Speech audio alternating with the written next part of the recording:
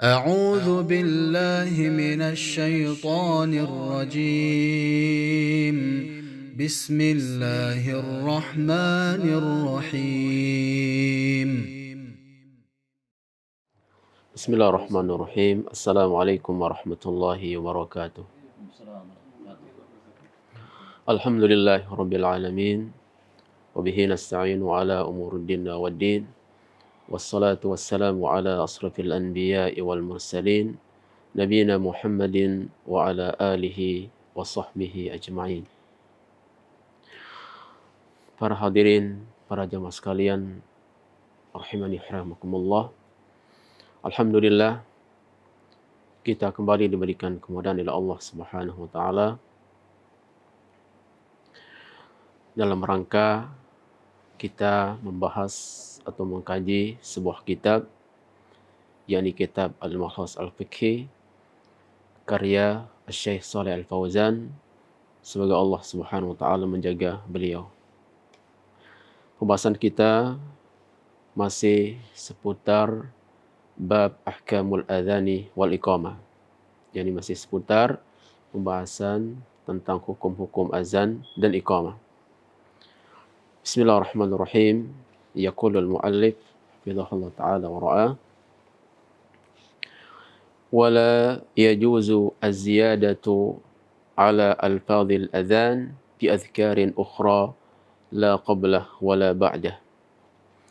Tidak boleh menambahi lafaz-lafaz azan dengan zikir-zikir yang lain atau dengan doa yang lain, baik sebelum azan ataupun setelah azan. Yarfa'u biha sautah, dengan mengeraskan suara atau dengan mengangkat suara. Li'anna dzalika minal bid'i al-muhdatsah, karena itu termasuk bid'ah yang dibuat-buat di dalam agama. Fa kullu ma yaf'alu ghairal adhani tsabiti an Rasulillah sallallahu alaihi wasallam fa huwa bid'atun muharramah. Jadi semua apa yang dilakukan atau semua lapas-lapas selain lapas azan yang telah tetap dari Rasulullah sallallahu alaihi wasallam, maka itu adalah bid'ah yang diharamkan. Kemudian di sini beliau mendatangkan contohnya, kat tasbih wan nasyid wad du'a, seperti membaca tasbih atau nasyid dan doa, wassalati wassalami ala rasul, atau membaca salawat kepada Rasul sallallahu alaihi wasallam jahran qabla al-adhani aw ba'dah, yaitu dengan mengeraskan suara baik sebelum azan maupun setelah azan. Kullu dzalika muhdatsun mubtada'. Jadi semuanya itu adalah termasuk perkara yang bid'ah atau perkara yang diada-adakan di dalam agama. Yuhramu fi'luh, maka oleh karena itu haram hukumnya untuk dilakukan, yaitu haram hukumnya menambah-nambahi lafaz azan yang tidak ada di dalam sunnah Rasulullah sallallahu alaihi wasallam. Wa yajibu inkaruhu ala man fa'ala, maka kewajibannya adalah bagi siapa yang melihat, maka kewajibannya adalah untuk mengingkari terhadap orang-orang yang melakukan hal tersebut. Jadi intinya bahwa tidak dibolehkan bagi siapapun menambah lapas-lapas azan selain azan yang telah ditetapkan oleh Rasulullah sallallahu alaihi wasallam, baik itu sebelum azan ataupun setelah azan, seperti membaca tasbih atau membaca nasyid atau doa atau zikir-zikir yang lainnya. Ya, jadi semuanya itu adalah masuk dalam kategori bid'ah. Oleh karenanya dahulu Syekhul Islam Ibnu Taimiyah rahimahullah, beliau menerangkan dalam kitab Al-Ikhtiyarat Al-Fiqhiyah jilid 5 halaman 323.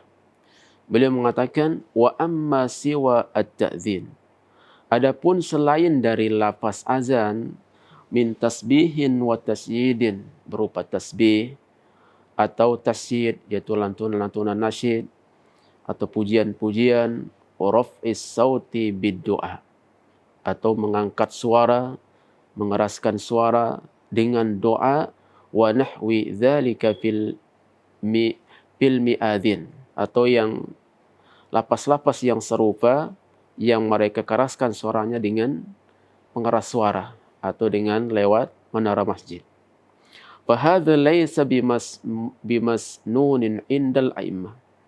Maka yang seperti ini tidak disunahkan, dan ini menurut para a'immah, para imam. Bal qad dzakara ta'ifatun min ashabi Malikin. Bahkan sebagian orang-orang Malikiyah, wasyafi'i, dan juga orang-orang Syafi'iyah, dan juga Ahmad, anna hadza min jumlatil bid'i al-makruh.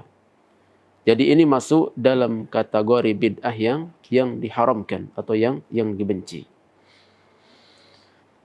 Demikian yang disebutkan oleh Syekhul Islam Ibnu Taimiyah rahimahullah. Atau juga sebagaimana dilakukan oleh sebagian firqah atau sebagian kalangan, di mana mereka menambah lapas azan ya setelah hayya 'alas shalah atau hayya 'alal falah, mereka menambahinya dengan lapas hayya 'ala khairil amal. Maka tambahan yang semacam ini adalah tambahan yang bid'ah, yang tidak ada di zaman Rasulullah sallallahu alaihi wasallam dan juga tidak pernah dilakukan oleh para sahabat radhiyallahu anhum ajma'in. Oleh karenanya dahulu Al-Imam Al-Baihaqi dalam Sunan Al-Kubra beliau mengatakan, wa hadhihi al-lafdhah hayya 'ala khairil amal. Jadi lapas, yaitu menambahi lapas azan dengan lapas hayya 'ala khairil amal, kata Imam Al-Baihaqi rahimahullah, lam tathbut 'anin Nabi sallallahu alaihi wasallam. Maka lapas yang semacam ini tidak ada dari Nabi sallallahu alaihi wasallam. Fima 'allama Bilalan wa Aba Mahdhura. Nabi SAW tidak pernah mengajarkan Bilal dan juga Abu Mahdhura. Wa nahnu nukrihu az-ziyadata fihi. Kata Imam Baihaqi rahimahullah, maka kami memakruhkan adanya lapas tambahan, yaitu dengan hayya 'ala khairil amal. Nah, ikhwani fillah azakumullah. Atau juga ada sebagian muazzin ketika azan dia membaca ta'awudz, a'udzubillahi minasyaitonir rajim, atau bismillahirrahmanirrahim sebelum azan. Maka yang seperti ini tidak disyariatkan. Jadi tidak disyariatkan membaca a'udzubillahi minasyaitonir rajim atau membaca basmalah sebelum azan. Maka disebutkan dalam fatwa Lajnah Daimah, dalam fatwa itu disebutkan, la na'lamu aslan yadullu ala masyru'iyyati at-ta'awudzi wal basmalah qabla azan. Kami tidak mengetahui adanya sumber yang jelas tentang disyariatkannya atau tentang dianjurkannya membaca ta'awudz atau basmalah sebelum mengumandangkan azan. La binisbati lil muadzini wala man yasma'uhu. Baik itu untuk muazzin ataupun orang yang mendengar muazzin. Wa qad thabata anna Rasulullah sallallahu alaihi wasallam anhu qala, Rasulullah sallallahu bersabda, man amila amalan laisa alaihi amruna wa huwa radd. Jadi barang siapa yang mengamalkan suatu amalan yang tidak ada perintah kami, maka amalan tersebut tertolak. Kemudian dalam ayat ini disebutkan, man ahdatsa fi amrina hadza ma laysa minhu fahuwa raddun. Barang siapa yang membuat suatu amalan yang tidak atas dasar perintah kami, maka amalan tersebut ditolak. Jadi intinya bahwa tidak disyaratkan membaca ta'awudz atau basmalah sebelum azan. Karena lapas azan ataupun juga lapas iqamah itu sifatnya tauqifiyah. Harus berdasarkan dalil, harus ada landasan dalil. Karena barang siapa yang menambah-nambahi lafaz azan, maka dia telah terjatuh dalam perbuatan bid'ah, atau dia telah melakukan suatu amalan yang tidak ada dicontohkan oleh Rasulullah SAW dan juga para sahabat. Baik. Wal iqamatu ihda asyarata jumlatan. Kemudian iqamat itu terdiri dari 11 kalimat atau 11 jumlah.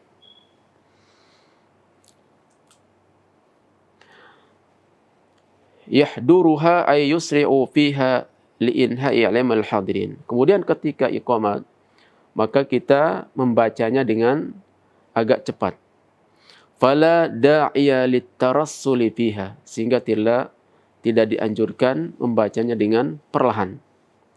Wa yustahabbu ay yatawallal iqamata man tawallal adzan. Nah, di sini saya soleh menjelaskan, disunahkan yang iqamat itu adalah yang azan. Artinya muazin yang iqamat. Dan ini yang lebih afdal. Wala yuqimu illa biiznil imam, dan tidak boleh qomat itu kecuali dengan izin imam. Jadi intinya bahwa yang qomat itu adalah muazinnya. Dan ini yang lebih afdal. Sebagaimana dulu dilakukan oleh muazin Rasulullah SAW seperti Bilal dan juga Abu Mahdzurah dan para muazin Rasulullah SAW yang lainnya. Tapi kalau umpama yang lainnya iqamat, maka itu dibolehkan dengan catatan mungkin imamnya sibuk atau diizinkan oleh muazzinnya. Oleh karenanya Syekh bin Baz rahimahullah mengatakan dalam Fatwa Nur al-Darb, al-afdalu annahu yatawalla al-iqamata man yatawalla al-adzan. Jadi afdal atau yang lebih utama itu bahwa yang iqamat itu adalah yang azan atau muazzinnya yang iqamat. Hadza huwal afdal, dan ini yang lebih afdal. Walau aqama ghairuhu fala haraj. Tapi kalau seandainya selain muazzin yang qamat, maka ini tidak masalah. Walakinnal afdala annal muadzina huwa alladhi yuqimu kama kana Bilalun yu'adzinu wa yuqim. Tapi afdalnya bahwa muazzin itulah yang iqamat. Sebagaimana dahulu Bilal, dia yang azan, kemudian dia yang qamat. Lakin law aqama ghairuhu bi an shugila al muadzinu aw samiha bi an yuqima ghairah. Atau yang lainnya qamat. Mungkin muazzinnya sibuk atau diizinkan oleh muazzinnya untuk yang lainnya qamat, fala fa'sa bidzalik. Maka hal itu tidak masalah. Artinya dibolehkan. Ya, apabila muazzinnya sibuk atau diizinkan oleh muazzin yang lain qamat, maka ini tidak masalah. Artinya dibolehkan. Demikian penjelasan yang disebutkan oleh Ibnu Baz dalam Fatwa Nur al-Darb. Jadi yang perlu diperhatikan di sini bahwa ketika orang lain itu qamat selain muazzin, maka harus ada izin atau ridha dari muazzin. Tidak boleh sembarangan. Karena ada sebagian orang, kadang dia begitu masuk masjid, sebelum waktu qamat dia qamat tanpa minta izin dari muazzin. Maka seperti ini tidak dibolehkan. Maka hal ini, untuk masalah haramnya tidak sampai kepada haram, ya. Tapi ini seperti ini adalah termasuk tidak beradab seperti ini. Maka karena di sana nanti akan menimbulkan pertengkaran atau akan ribut di masjid, maka di sini harus ada izin dan ridha dari muazzin. Maka dijelaskan oleh Syekh Ibnu Utsaimin rahimahullah, ketika ada sebuah pertanyaan pernah diajukan kepada beliau, wa aqama ahadun ghairal muazzin hal tasi al-iqamah. Pertanyaan mengatakan, apakah sah iqamat itu dilakukan selain muazzin?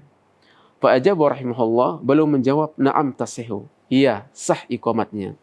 Ma lam yakun hunaka fitnatun. Selama di sana tidak ada fitnah. Tidak ada pertengkaran. Au tusyahun, tidak ada ribut atau pertengkaran bihaitsu ya'ti wahidun yuqimu qabla waqtil iqamah, di mana ada orang qomat, dia qomatnya sebelum waktu untuk iqamah. Muraghimatan lil muadzin hadza la yajuz, dan ini membuat muazzinnya jengkel atau marah. Maka yang seperti ini kata Syekh Ibnu Utsaimin rahimahullah, hadza la yajuz, ini tidak boleh. Intinya bahwa apabila muazin itu mengizinkan orang lain untuk qomat, maka ini tidak masalah. Tapi kalau tidak ada ridha atau tidak ada izin dari muazin, maka yang seperti ini tidak dibolehkan. Karena nanti akan menimbulkan pertengkaran atau ribut di masjid. Nah, baik. Kemudian di sini Syekh Shalih menjelaskan, wala yujzi'ul adzanu qabla al-waqt, tidak sah mengumandangkan azan sebelum waktu azan atau sebelum masuk waktu salat. Li'annahu syuri'a li'a'lamin bidkhuli, karena azan itu disyariatkan ketika sudah masuk waktu azan. Fala yahsulu bihi al-maqsud, apabila azan itu dilakukan atau apabila azan dikumandangkan sebelum waktunya, berarti apa? Tidak tercapailah tujuan dikumandangkan azan. Apa tujuan dikumandangkan azan? Yaitu apabila sudah masuk waktu. Nah, wali anna fihi taghriran liman yasma'uhu, karena apabila azan itu dikumandangkan sebelum waktunya, maka ini ada unsur penipuan terhadap orang yang mendengarkan azan tersebut. Nah, jadi azan itu tidak diperkenankan atau tidak dibolehkan melakukan azan sebelum waktunya. Bahkan barang siapa yang melakukan azan sebelum waktunya, maka azannya tidak sah. Karena di antara syarat sahnya azan yaitu apabila sudah masuk waktunya. Dan itu diharamkan berdasarkan kesepakatan para ulama fikih. Oleh karenanya disebutkan oleh Ibnu Hajar Al-Haytami dalam Tuhfatul Muhtaj, beliau mengatakan fala yajuzu wa la yasihu qablahu ijma'an. Beliau menegaskan bahwa tidak boleh mengumandangkan azan sebelum waktunya. Ya, ini berdasarkan ijma' para ulama.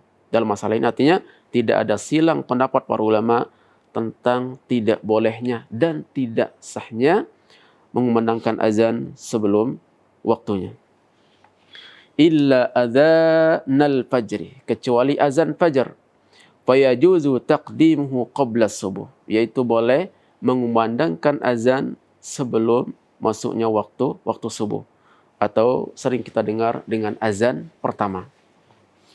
Apa tujuannya? Liyata'ahaban nasu lisalatil fajri, agar manusia itu bersiap-siap untuk salat fajar. Lakin yang bagi ayu adzina adzanan akhar inda tulu'il fajr, tapi selayaknya mengumandangkan azan ketika sudah masuk waktu salat fajar. Liya'rifan nasu dukhulal waqti wa hululis salati wasiyam, agar manusia dapat mengetahui tentang masuknya salat dan masuknya waktu berpuasa. Jadi intinya bahwa tidak dibolehkan bagi muazzin atau siapa saja mengumandangkan azan sebelum waktu azan atau sebelum masuknya waktu azan. Karena ini diharamkan berdasarkan kesepakatan para fuqaha, kecuali itu azan pertama sebelum masuknya waktu fajar, dan ini disyariatkan sebagaimana dulu Bilal. Dahulu Bilal mengumandangkan azan, itu azan pertama sebelum masuknya waktu salat fajar. Adapun Ibnu Ummi Maktum, beliau itu mengumandangkan azan apabila sudah masuk waktu salat fajar. Oleh karenanya ketika di zaman para sahabat, ketika Bilal mengumandangkan azan pada azan pertama, maka masih ada peluang untuk makan. Bagi orang yang makan sahur, untuk makan, atau masih peluang ada untuk minum. Nah, makanya disebutkan dalam hadis Rasulullah SAW, Inna Bilalan yu'adzinu bilail. Dahulu Bilal mengumandangkan azan pertama sebelum masuknya waktu fajar, Kata Nabi SAW, fakulu washrabu, maka hendaklah kalian makan dan minum. Hatta yu'adzina ibnu ummi maktum, sampai azan itu dikumandangkan oleh siapa? Ibnu ummi maktum. Karena ibnu ummi maktum, beliau ini mengumandangkan azan apabila sudah atau ketika sudah masuk waktu sholat fajar. Adapun Bilal, yaitu sebelum masuknya waktu sholat fajar. Oleh karenanya masih ada peluang untuk makan dan minum. Nah,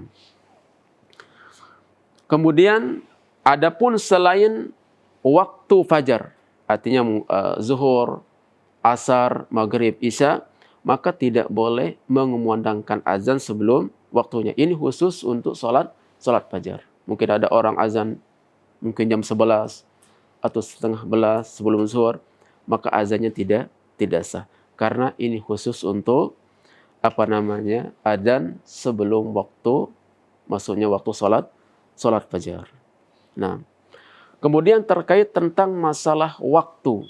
Kapan waktunya azan pertama dikumandangkan sebelum masuknya waktu sholat fajar? Di sini ada khilaf para ulama, sebagaimana disebutkan oleh Ibnu Abdul Bar rahimahullah. Boleh mengatakan ikhtalafu fi waqtihi. Para ulama dalam masalah waktunya terjadi silang pendapat. Wa dzakara ba'du ashabis Syafi'i. Sebagian orang-orang Syafi'iyah menyebutkan annahu yakunu fi waqti sahur bainal fajri shadiq wal kadhib. Jadi waktu azan pertama sebelum fajar itu adalah ketika waktu sahur, antara fajar shadiq dan fajar kadhib. Kemudian Ibnu Abil Bar rahimahullah mengatakan wa yukrahu at-taqdimu ala dzalikal waqti. Maka dimakruhkan yaitu azan sebelum waktu sahur, yaitu azan pertama. Nah, hanya saja afdalnya adalah yaitu apabila sudah mau mendekati masuknya waktu fajar. Di situ afdalnya untuk salat azan pertama. Sebagaimana disebutkan oleh Ibnu Baz rahimahullah, beliau mengatakan wal afdalu ay yakuna al adzanul awwalu qariban minal adzanil akhir. Jadi afdalnya azan pertama itu dilakukan ketika mendekati masuknya waktu salat akhir, yaitu masuknya waktu salat fajar. Demikian disebutkan oleh Ibnu Baz rahimahullah. Kemudian sekarang apa faedahnya azan pertama? Tadi disebutkan oleh Syekh Fauzan, yaitu dalam rangka manusia untuk bersiap-siap salat fajar. Dan juga Syekh Ibnu rahimahullah menyebutkan faedahnya adalah li'iqadhin nuwam, yaitu dalam rangka untuk membangunkan orang-orang yang sedang tidur. Min ajli ayyata'ahhabu li salatil fajr, agar mereka bersiap-siap melakukan salat fajar, wa yahtimu salatal laili bil witr, agar mereka menutup salat malam dengan witir. Wa li irja'il qa'imin alladzina yuridun as-siyam, dan juga dalam rangka untuk mengingatkan orang-orang yang ingin berpuasa agar mereka segera makan sahur. Nah, demikian penjelasan disebutkan oleh Syekh Ibnu Utsaimin rahimahullah dalam kitab beliau Asy-Syarh Al-Mumti' jilid 2 halaman 76. Baik. Wa yusannu liman sami'al mu'adzina ijabatuh bi ay yaqula mithla ma yaqul. Disunahkan bagi orang yang mendengar azan untuk menjawab azan sebagaimana apa yang dibaca oleh muazzin. Wa yaqulu inda hayya 'alas shalah wa hayya 'alal falah la haula wala quwata illa billah. Adapun ketika lafaz hayya 'alas shalah atau hayya 'alal falah, maka di situ menjawabnya yaitu dengan lafaz la haula wala quwata illa billah. Nah, jadi bahwa bagi siapa saja yang mendengarkan muazzin, maka disunahkan baginya untuk menjawab azan. Ini hanya sebatas disunnahkan, tidak sampai kepada wajib. Oleh karenanya, ini adalah pendapat jumhur ulama. Jadi mayoritas ulama berpendapat bahwa menjawab azan itu hukumnya sunnah dan tidak wajib.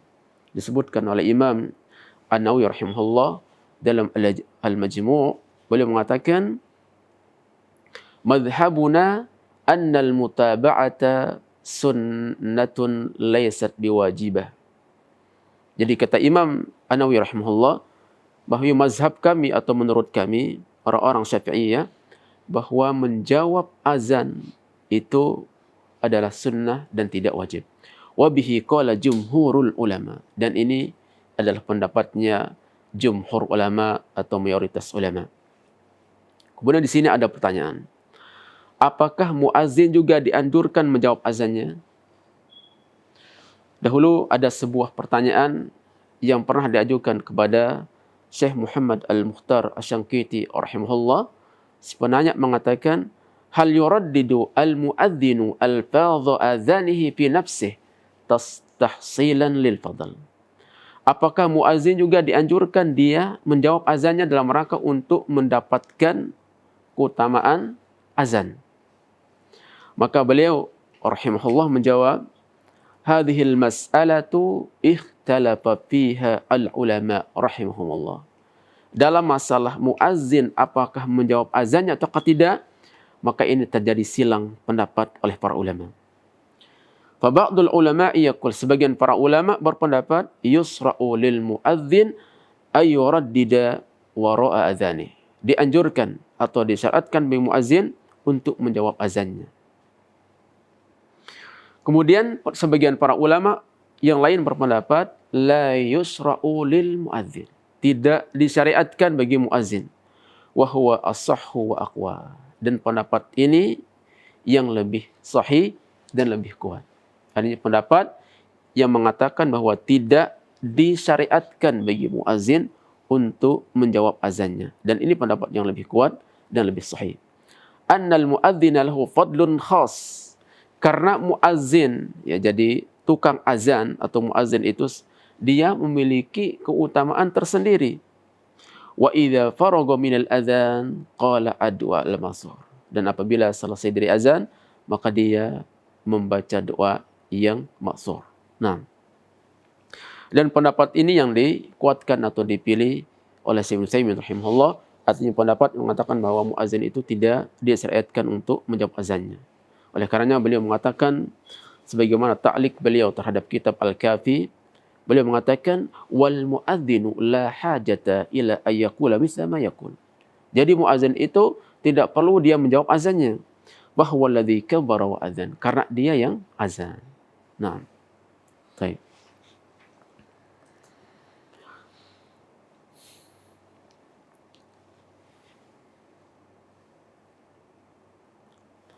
Nah, kemudian apakah dianjurkan menjawab iqamah? Kalau tadi kan menjawab azan.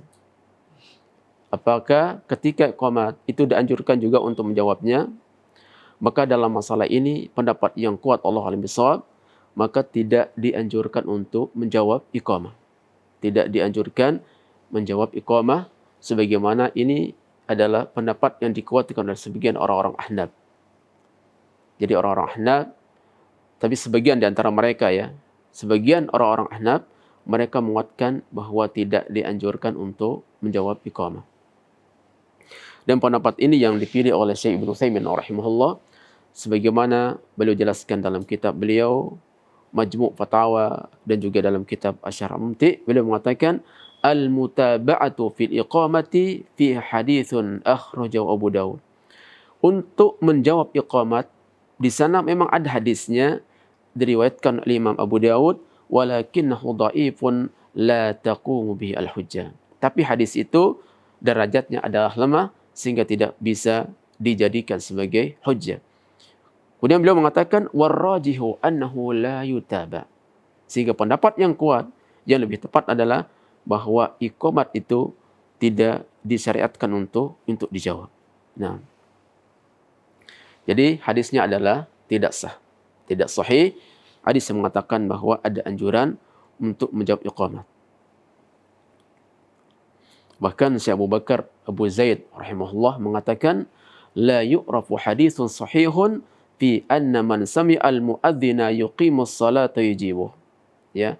Jadi tidak diketahui adanya hadis yang sahih, yang jelas, yang gamblang bahwa ada anjuran untuk menjawab iqamah. Kama sabata dzalika liman sami'al muadzin, sebagaimana layaknya ketika mendengar muadzin ketika azan. Baik.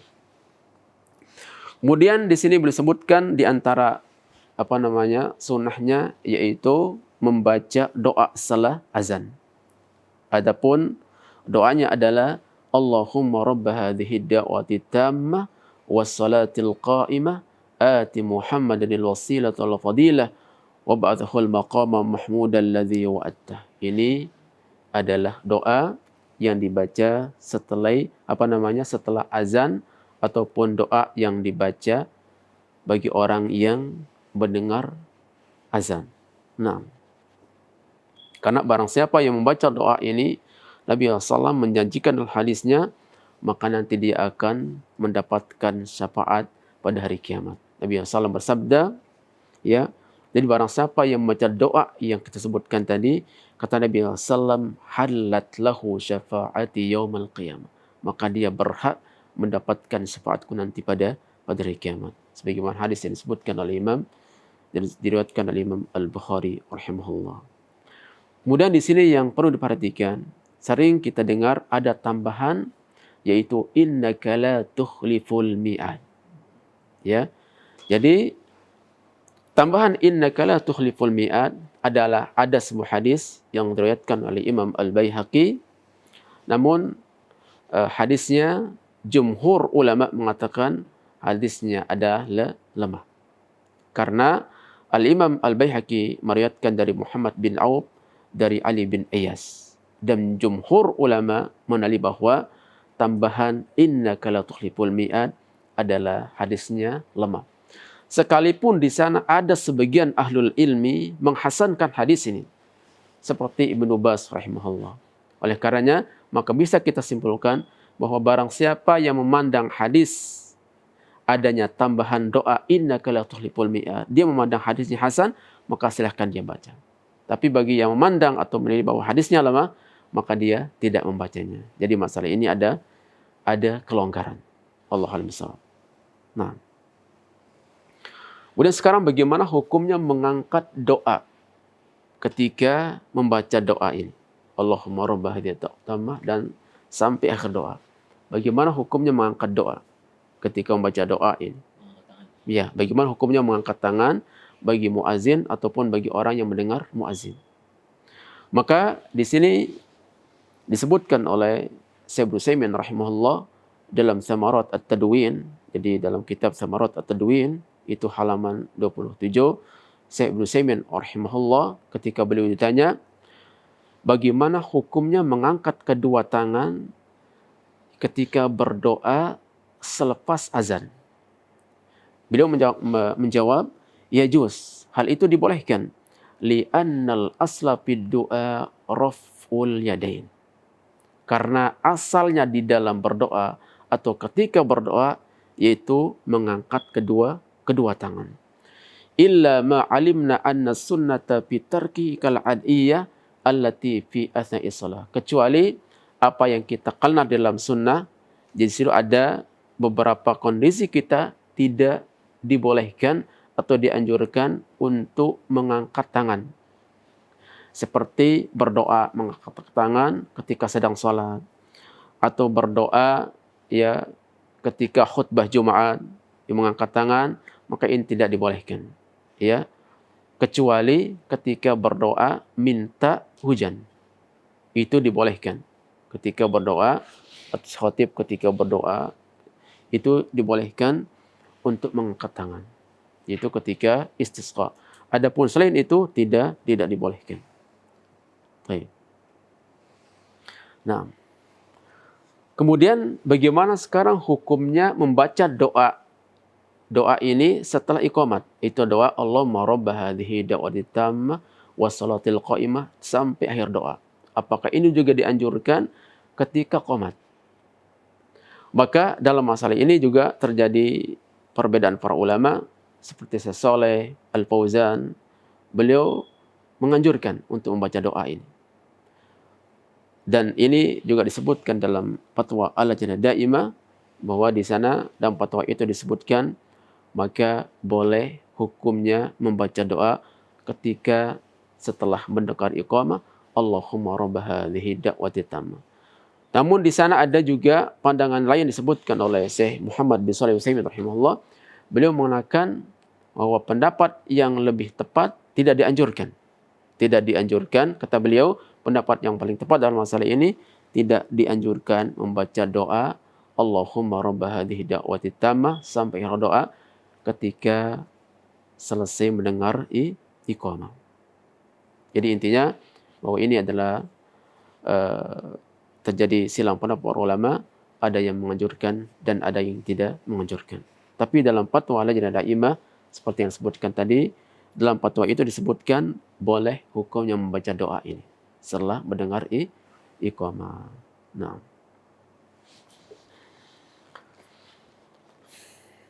Wa yuhramu al-khuruju minal masjidi ba'dal adzan bila udhrin aw niyati ruju'in. Kemudian diharamkan keluar dari masjid setelah azan. Misalkan ada orang berada di dalam masjid dan azan dikumandangkan, maka tidak boleh, bahkan haram bagi dia untuk keluar dari masjid kecuali ada uzur, atau ada niat untuk balik balik ke masjid. Insyaallah ya.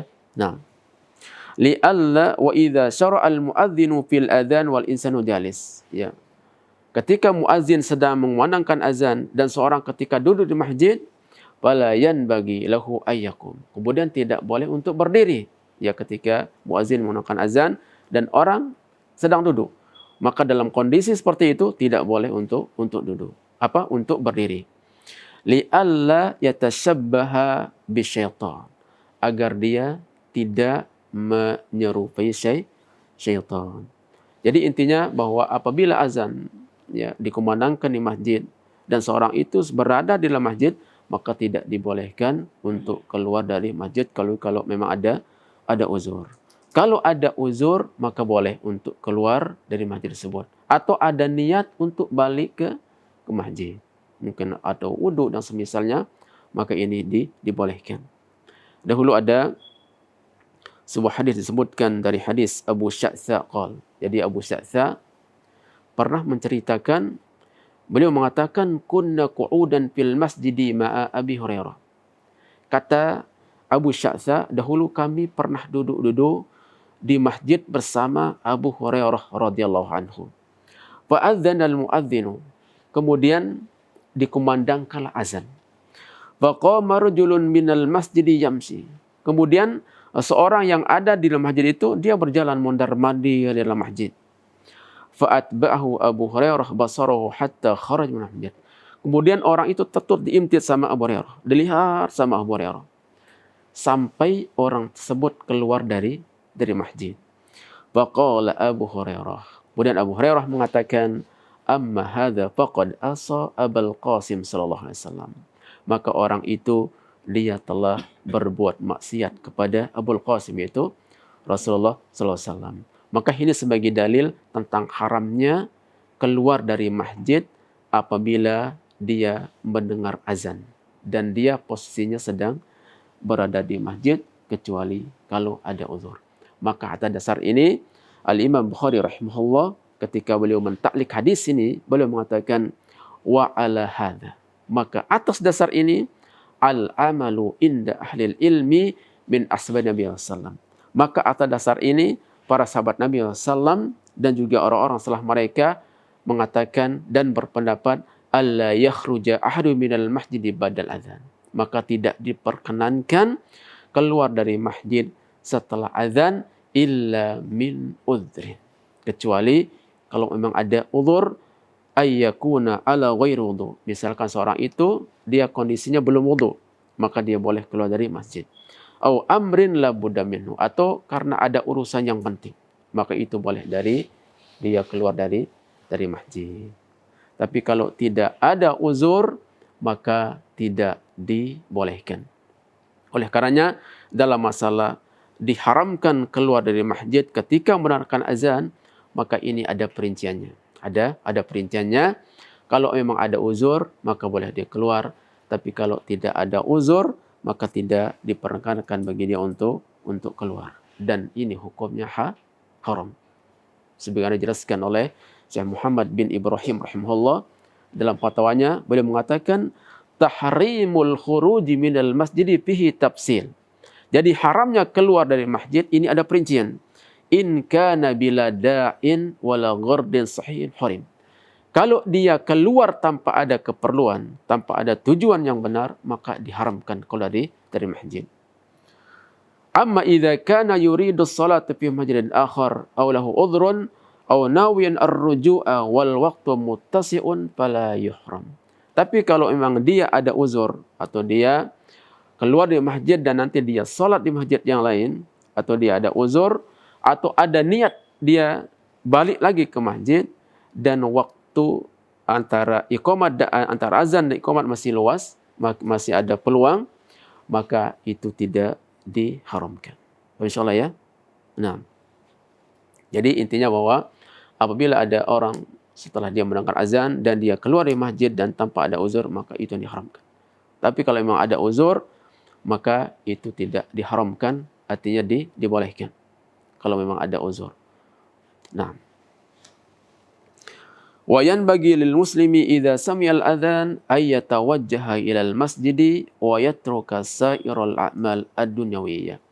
Maka selayaknya bagi seorang muslim apabila dia mendengar seruan azan untuk segera pergi ke masjid dan meninggalkan semua amalan-amalan yang bersifat duniawi.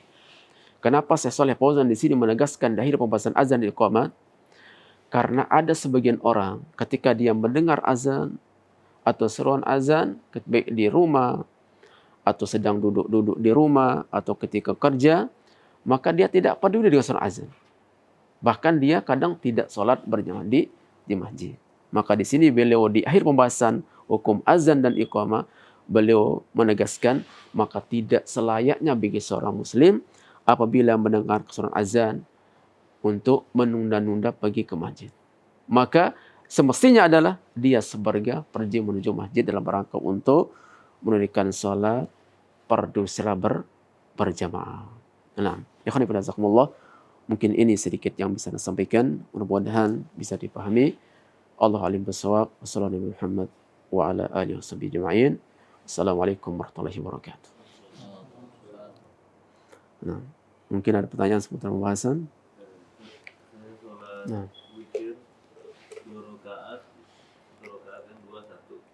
Yang satu keburu azan subuh masuk. Gimana ini yang satu? Antum lanjutkan, tidak masalah. Antum lanjutkan. Nah. Karena antum sudah mulai. Iya. Betul. Nah. Apa ya? Taib. Nah, taib. Apabila imam telah azan, apakah dibolehkan bagi muazzin untuk qomat? Nah, itu dibolehkan. Mungkin karena imamnya sakit atau misalnya sehingga dia telat datangnya, maka itu dibolehkan. Tapi apabila imamnya ada dan belum masuk waktu sholat, maka tidak boleh bagi muazzin untuk qomat. Karena ketentuannya kapan qomat itu apabila melihat imam. Insyaallah ya. Kalau di sini kan patokannya 20 menit itu. Nah, 20 menit. Nah. Kalau udah 21 ya. Gelisah. Iya, nah. Kalau lewat dari itu maka dibolehkan. Maka gitu. Boleh untuk muazzin untuk qomat. Nah. Terus menjawab azan pada saat sholat sunnah. Nah. Dibolehkan atau ketika sholat. Nanti antum azan jawabnya setelah sholat. Sudah selesai. Sholat selesai. Nah. Misalkan kita sedang sholat, mungkin sholat tahiyatul masjid ya, dan muazzin sedang azan. Kita kan dianjurkan untuk menjawab azan ya. Maka kapan kita jawabnya? Setelah selesai sholat. Paham insyaallah ya? Jadi selesaikan sholat sunnah kita. Iya, selesaikan sholat sunnah. Nah, semuanya. Kemudian Anda perlu ingatkan di sini untuk as-salatu khairum minan naum. Bagaimana kita menjawabnya? Ada sebagian hadis-hadis yang beredar bahwa kita menjawabnya dengan shadaqta wa bararta. Nah, Maka ini ternyata hadisnya adalah tidak sahih. Yang benar adalah as-salatu khairum minan naum. Sama, jawabannya adalah as-salatu khairum minan naum. Insyaallah ya. Nah, jawabannya adalah as-salatu khairum minan naum. Iya. Jadi selain daripada itu tidak ada hadis yang sahih. Karena ada hadis yang beredar, jawabnya adalah shadaqta wa bararta. Maka ini tidak sahih hadisnya. Yang sahih adalah kita jawab as-salatu khairum minan naum. Nanti kalau kita masuk masjid, jika sedang adzan, kita tunggu adzan selesai sambil jawab, baru salat tahiyatul masjid. Ketika antum masuk masjid, kebetulan azan sedang dimulai dan antum belum mulai salat masjid, maka antum jawab azan dulu agar antum mendapatkan dua keutamaan. Keutamaan mendapat azan dan keutamaan mendapatkan salat masjid. Ya, tidak duduk dulu. Ya, sambil berdiri. Nah. Ya, kecuali khutbah Jumat. Itu pun ada perincian. Yang pernah Anda jelaskan sebelum kemarin ya. Itu kan pada hari Jumat ada dua azan. Azan pertama dan azan kedua. Kalau azan kedua dan antum masuk masjid itu kan imam sudah di atas mimbar. Maka di situ antum tidak dianjurkan untuk menjawab azan. Antum langsung salat tahiyatul masjid. Kecuali azan pertama, itu kan masih luas waktunya, sekitar 40 menit ya, atau 35 menit. Di situ dianjurkan untuk menjawab azan dulu, baru salat tahiyatul masjid, agar mendapatkan dua keutamaan. Menjawab azan, dan juga mendapatkan keutamaan salat tahiyatul masjid. Allah a'lam bishawab. Nah. Apakah disyaratkan harus punya wudu? Tidak disyaratkan. Tapi afdalnya wudu. Afdalnya ya. Ada hadis cuman hadisnya dhaif. Sebagai kata Ibnu Baz rahimahullah. Jadi lebih mendahulukan waktu azan dulu. Iya. Berarti kalau memang mau Iya. wudu, Iya, kalau antum wudu itu lebih afdal. Kalau kata susah. Hadas besar? Allah. Kalau hadas besar ya, kaitannya apakah boleh hadas besar itu seperti junub untuk masuk masjid? Para ulama mengatakan boleh dengan syarat dia sudah wudu. Dahulu ada para sahabat mengatakan, kami dulu melihat sebagian para sahabat duduk di masjid. Padahal mereka sedang junub, tapi mereka sudah wudu sebagai wudunya untuk salat. Misalkan ada muazin ya, qadarullah dia ketiduran dan junub. Tapi kalau dia sudah wudu langsung masjid, ini boleh. Tapi kalau dia tidak wudu maka tidak bolehkan sama sekali. Insyaallah ya. Nah. kebanyakan di Indonesia itu kalau yang azan Ya itu masalahnya. maksud saya Jumat. azan imamnya, Iya. nanti yang qomat yang lain gitu. Iya. Itu afdal atau enggak, Pak? Itu afdolnya ya, afdolnya yang qomat itu muazzinnya. Karena biasanya kalau Iya. all in one yang Iya. imam jadi muadzin. Itu masalahnya, subhanallah. Jadi sunnahnya dan afdolnya adalah yang qomat itu muazzin sebenarnya. Tapi kalau umpamanya ada izin dari muazzin seperti penjelasan tadi, maka tidak Karena masalah. ada masjid yang hanya imam doang. Tanpa Maksud, muadzin gitu. iya, dia merangkulnya gitu. Perangkap. Itu bagus, tidak masalah. Agar dia mendapatkan banyak pahala. Tidak masalah insya Allah. Iya, imam aja. Iya. Tidak masalah insya Allah. Nah. Misalnya kalau sholat di perjalanan atau di gurun gitu kan, jadi imamnya yang qomat. Iya, imam yang qomat. Tapi kalau dia ada yang lain qomat dan tidak ada masalah di situ, ada yang bentrok, kalau yang tidak masalah insya Allah. Ini hanya sebatas babi afdoliyah, bukan ijza'iyah, bukan masalah sahnya atau tidak. Afdolnya, masalah afdolnya.